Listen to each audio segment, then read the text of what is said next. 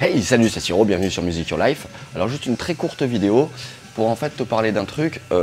Bien souvent, quand je faisais des cours et même encore maintenant, ou quand je faisais des vidéos pédagogiques, ou bref, souvent on m'a demandé en fait comment tu fais pour retenir plein de morceaux par cœur.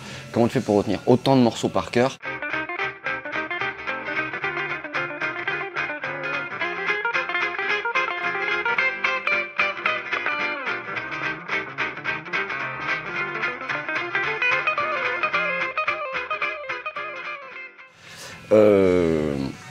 En fait, la question, je pense qu'elle est mal posée puisque je fonctionne pas par cœur et je pense que si tu veux retenir plein de morceaux, le par cœur, c'est-à-dire singer les trucs sans les comprendre, c'est pas la bonne méthode. Il faut que tu comprennes les trucs. Si tu veux en fait déjà retenir des choses, il faut que tu comprennes ce qui se passe. C'est comme apprendre des tas de gammes, ça ne sert à rien. Mais si tu les comprends, c'est-à-dire chaque type de gamme, en fait, on s'en fout du ton dans lequel elle jouait. Ce qu'il faut, c'est retenir son schéma de structure, sa structure, parce que c'est ça qui lui donne sa couleur.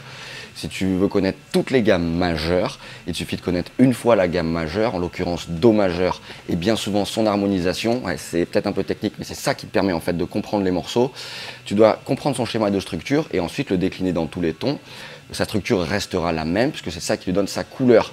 Donc il faut que tu comprennes ce qui se passe, que tu étudies donc les gammes, leur harmonisation, les cadences, c'est-à-dire les agencements d'accords. Souvent tel accord appelle celui-là ou celui-là.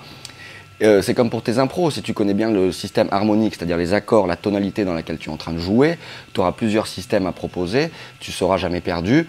Et après, la petite part de risque, c'est de s'amuser à justement prendre des risques en jouant, au niveau des articulations, etc.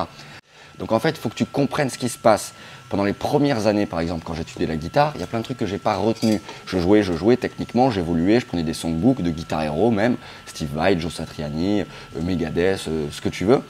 Mais en fait, voilà, comme je faisais qu'apprendre par cœur, j'ai pas retenu ces trucs-là.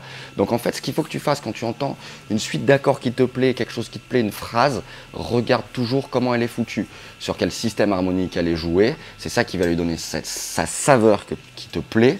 Si tu changes les accords derrière, tu auras une autre saveur.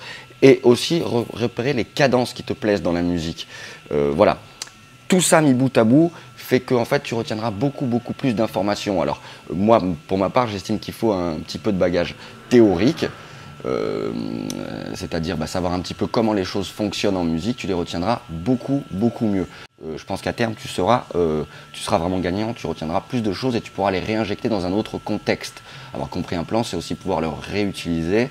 Les guitaristes, les musiciens, on est comme des grands sampleurs et c'est comme ça qu'après, les phrases, tu les incorpores et tu les fais tiennes. Donc voilà. Tu peux aussi bosser un petit peu d'exercice de lecture à vue et de solfège, j'en ai pas du tout parlé, et tu seras toujours gagnant. Quant à moi, je te dis à très bientôt sur Music Your Life. Bye.